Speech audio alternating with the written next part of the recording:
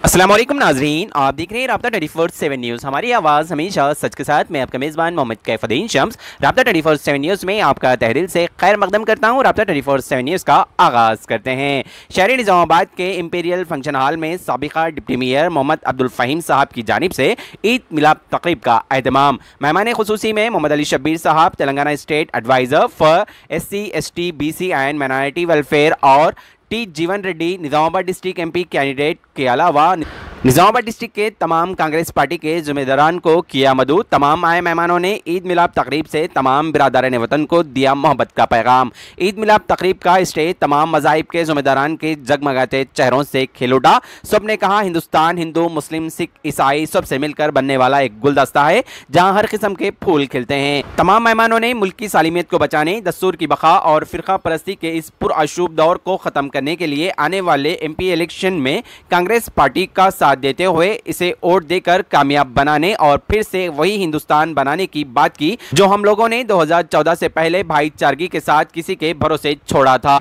लगाकर आग नफरत की वो मोहब्बत की बात करते हैं, दिलों में जहर घोल कर वो भाईचारगी की बात करते हैं। बताओ उन जालिम हुकूमतों को कि अभी हम लोग जिंदा हैं। बताओ उन जालिम हुकूमतों को कि अभी हम लोग जिंदा हैं। अगर तुम्हें इख्तिदार हम दिए हैं तो छीन भी सकते हैं। आखिर में इस तकरीब से मेहमान खुसूसी मोहम्मद अली शब्बीर ने अपने ख्यालात का इजहार करते हुए तमाम आए मेहमानों को ईद की मुबारकबाद पेश की और आने वाले इलेक्शन में कांग्रेस को कामयाब बनाने की बात की।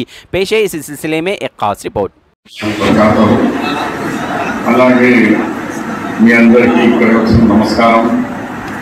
हमारे सिख भाई को सत श्री अकाल, हमारे क्रिश्चियन भाई को गुड इवनिंग। तो आज का ये मजमुआ ईद उल फितर के नाम पे जमा हुआ है। ईद उल फितर हमारे तमाम त्योहारों में, ईदों में एक मोहब्बत या खुशबू पाई जाती है और इस्लाम मजहब हमेशा प्यार करने की दावत देता है, मोहब्बत की दावत देता है। तो ये दावत आप करने के लिए आज साबिका डिप्टी मेयर फ़हीम साहब ने बड़े खूबसूरत अंदाज से हिंदुस्तान के तमाम कौमों को यहाँ एक जगह जमा किए हैं। यहाँ मुसलमान भाइयों को भी जमा किया है, यहाँ मेरे हिंदू भाई भी हैं, मेरे सिख भाई भी हैं, मेरे ईसाई भाई भी हैं। सबको एक गुलदस्ते की तरह सजाया है। उसके लिए मैं काबिल मुबारकबाद है फ़हीम साहब, आपको मुबारकबाद देता हूँ। जब अल्लाह के रसूल सल्लल्लाहु अलैहि वसल्लम खाने काबा में थे, अभी फतेह मक्का नहीं हुआ था, अभी काफिरों का दौर चल रहा था। तो जब कुछ लोगों ने आगे कहा कि आप कुछ नया इस्लाम नई दीन को लाए हैं, वो दीन को हम नहीं मानते, तो झगड़े पंचायत से गुज़ीर होना है तो काम करो, एक साल हम आपके दीन की पैरवी करेंगे, एक साल आप हमारे बुतों की पैरवी करो। जब अल्लाह जल्ल जलालहू ने कुरान से कहा कि लकुम दीनुकुम वलिय दीन, जिसका दीन उसके साथ, तो ये कभी नहीं कहा कि इसको बर्बाद खत्म खून कर देंगे। और एक मिसाल, जब अल्लाह के रसूल सल्लल्लाहु अलैहि वसल्लम ने तबलीग के लिए जब मक्के से बाहर गए और मक्के से बाहर ताइफ को गए, वहां जाने के बाद तबलीग करे, लेकिन काफिरों ने उनको काफी जिस्म का नुकसान पहुंचाया। जब आज़ूदा होकर एक पहाड़ पर बैठे हुए थे तो जिब्राइल अलैहिस्सलाम हाजिर होते हैं, कहते हैं अल्लाह के रसूल सल्लल्लाहु अलैहि वसल्लम, आप हुक्म करिए, बदवा दीजिए, अभी इस बस्ती को, इस शहर को, दो पहाड़ियों के बीच में शहर है, हम दो पहाड़ियों को मिला देते हैं ताकि बस्ती निस्त नाबूद कर देंगे हम लोग, आप हुक्म दीजिए हमें। लेकिन अल्लाह के रसूल सल्लल्लाहु अलैहि वसल्लम ने कहा, मुझे अल्लाह जल्ले जलालहू ने निस्त नाबूद करने के लिए, मुझे मोहब्बत का पैगाम देने के लिए मुझे इस दुनिया में भेजा गया है। मैं दुआ करता हूँ कि ये लोग नहीं थे कि आने वाली नस्ल वो दीन में शामिल होगी और अल्लाह की दुआ, अल्लाह के रसूल की दुआ कबूल हो गई और सब दीन में शामिल हो गए। तो इससे जाहिर हो गया कि अल्लाह के रसूल सल्लल्लाहु अलैहि वसल्लम ने कभी किसी को बददुआ नहीं दी, किसी को दफा नाराज के नहीं करी, अल्लाह से दुआ करके कहे कि अल्लाह उनको नसीहत दे, उनके नेक रास्ते पे ला दे।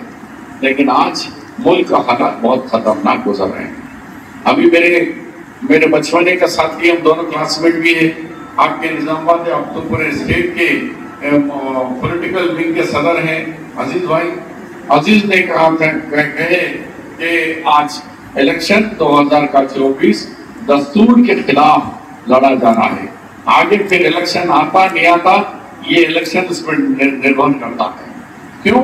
वो लोग ऐलान कर रहे हैं कि ये कॉन्स्टिट्यूशन जो कांग्रेस पार्टी के और बाबा साहेब अम्बेडकर की सदारत पर जो दस्तूर हमारा बना है उसमें हर एक को मजहबी आजादी है, लेकिन ये चाहते हैं ये दस्तूर नहीं चाहिए, मेजॉरिटी के बुनियाद पर हम हुकूमत करेंगे, हम माइनॉरिटी के बुनियाद पर नहीं। लिहाजा जिस तरह रशिया के अंदर पुतिन ने अपनी हुकूमत बना ली है कि कोई नहीं छीना, वही वो लागू कर कर यहाँ फाशिस्ट लड़ना चाह रहे हैं। अब आपके सामने दो ही रास्ते हैं, या सेकुलरिज्म, एक तो हिंदुस्तान का दस्तूर को बचाना, या औलीन फर्ज है हमारे ऊपर। उसी तरीके से कॉन्स्टिट्यूशन यानी दस्तूर और कॉन्स्टिट्यूशन के साथ सेकुलरिज्म को बचाना, यह दूसरा फर्ज है हमारा। हम जिस तरीके से आज मुल्क में इतनी आजादी के साथ हम इबादतें करते हैं, अभी बैसाखी का मेला तो गुरुद्वारा में हो रहा है, हमारे वेस्ली चर्च के अंदर वहां हो रहा है। हम आज बहुत शानदार तरीके से 1 महीना रमजान शरीफ का हमने ईद मनाई। इससे पहले मुझे जब चीफ मिनिस्टर ने दावत स्टार्ट किया तो उस जगह से हमें आवाज आई कि भाई होटले और कारोबार के लिए पुलिस हमें तंग कर रही है। तो सीएम साहब ने मुझे कहा कि शब्बीर भाई ऐलान करो आप कि 2 बजे तक। तो बोले नहीं शहर कब तक है? नहीं शहर 5 बजे तक, यानी 2 नहीं 5 बजे तक सारे रमजान मुबारक के महीने के अंदर होटले दुकानें पानशा जो खोलते खोलो, ये हम दिया। फिर निजामाबाद में भी मैं क्योंकि कॉन्टेस्ट कर रहा हूँ, मेरे पर भी जिम्मेदारी है, तो मैंने निजामाबाद के पुलिस कमिश्नर को मेरा ऐलाननामा और गवर्नमेंट का जीओ फौरी इनके व्हाट्सएप में डाल के कहा कलेक्टर साहब, पुलिस कमिश्नर, कमिश्नर बल्दिया, तीनों को भेजा के कोऑर्डिनेशन कमेटी में, क्योंकि इलेक्शन डिक्लेयर होगा हम मीटिंग नहीं ले सकते थे। मैंने उनको कहा तीनों ऑफिसर एक जगह बैठो और कोऑर्डिनेशन करो। ये गवर्नमेंट का फरमान है कि सुबह 5 बजे तक किसी होटल को, किसी कपड़े की दुकान को, किसी को भी सताया ना जाए, उनको खोलने की इजाजत दी। तो मैं ये कहता हूँ कि कांग्रेस आने के बाद ये पहला रमजान था और इंशाल्लाह देखिए कि पहले पुलिस बहुत कंप्लेंट आते थे, सारे तेलंगाना में मुझे एक कंप्लेंट नहीं आई कि हुकूमत या पुलिस के खिलाफ कि हमको रात में पुलिस सता रही थी। ये हमारी हुकूमत का कारनामे का पहला है।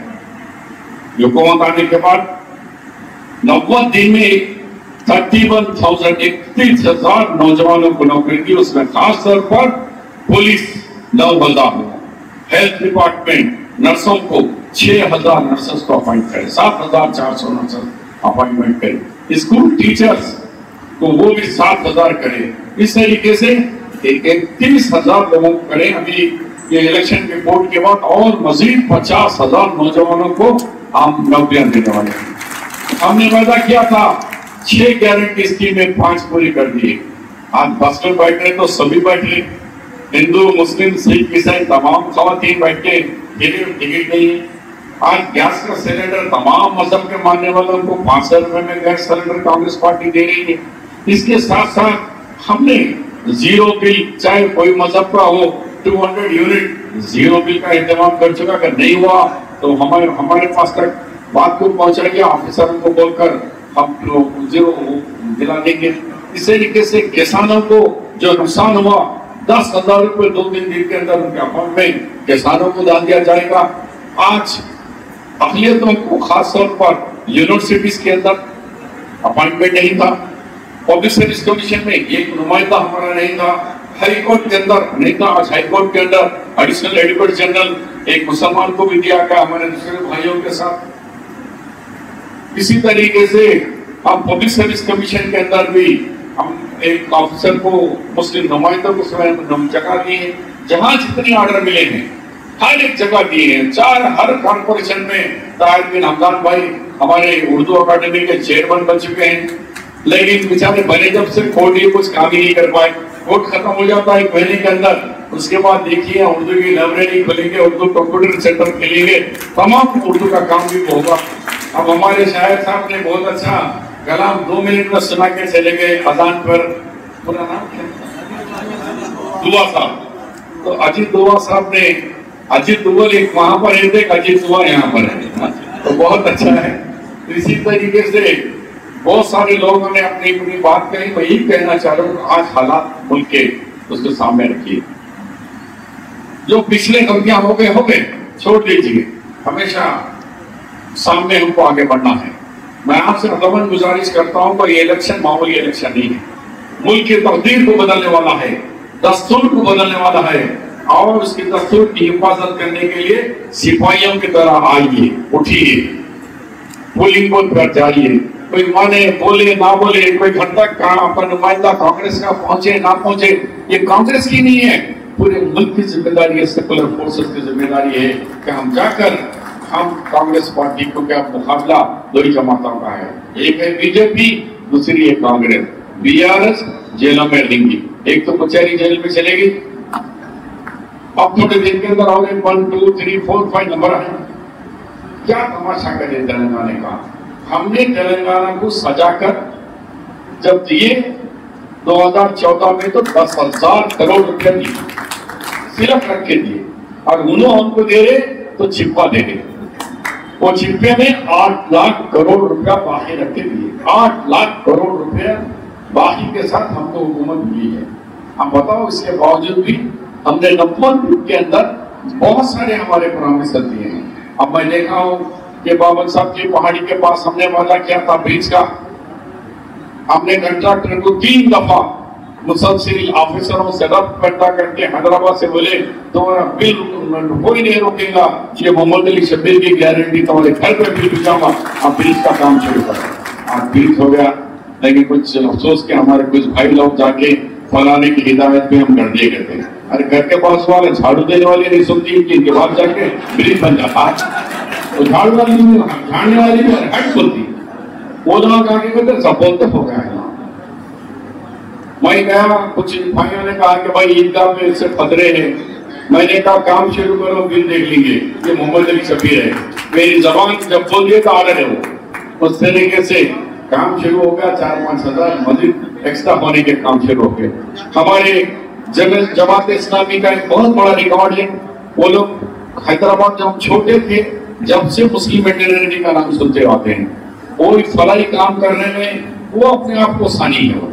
उन लोगों ने यहाँ अबुल शफा हॉस्पिटल का एक बात रखी, कहीं के साथ एक कविता जी आए बोले लेकिन चले गए, नहीं आए।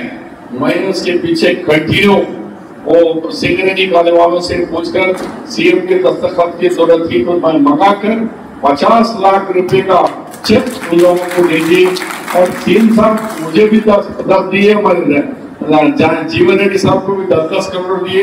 हमने उसमें कुछ पानी के लिए, कुछ सड़कों के लिए, कुछ बिल्डिंगों के लिए, तो हम बिल्डिंगों में से 25 लाख रुपए मैंने अल शिफा उसके लिए तामीर के लिए भी मैंने दिया, ताकि दवाखाना बने, उस दवाखाने से मासूम गरीबों की मदद हो।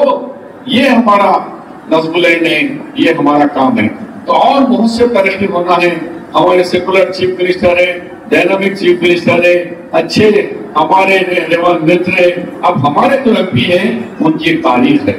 वो हमेशा असेंबली में, काउंसिल में गिरफ्तार आवाज के साथ ऐवानों में पुकारने वाले हैं। जब हमारे नुमाइंदे बनके पार्लियामेंट में जाएंगे तो पार्लियामेंट के अंदर हमारे निजामाबाद के मसाइल को उठाकर हल कराने के एक रिकॉर्ड रखने वाले हम आप नुमाइंदे बनना, हमारे निजामाबाद पार्लियामेंट के खुशना से लिए एक ऐसा सीनियर लीडर आए। पैसा नहीं है लेकिन हिम्मत है, दिल है, लैंग्वेज है, जबान है, हाईकोर्ट के सीनियर वकील है, लड़कर आपके मसाइल को हल कर सकते हैं। तो आइए हाथ से हाथ मिलाएंगे और जीवन रेड्डी साहब को जिताकर कांग्रेस पार्टी को जिताने का आप ही हाथ उठा के हाथ करिए भाई। आज ईद उल फितर है, क्या सब लोग मेरे साथ एक जयंती का मुजाहरा कर रहे हैं तो हाथ उठाइए। माशाअल्लाह माशाअल्लाह माशाअल्लाह। ये कम्युनल नहीं है, हमको मेजॉरिटी का वोट भी मिलना है, माइनॉरिटी का वोट भी मिलना है।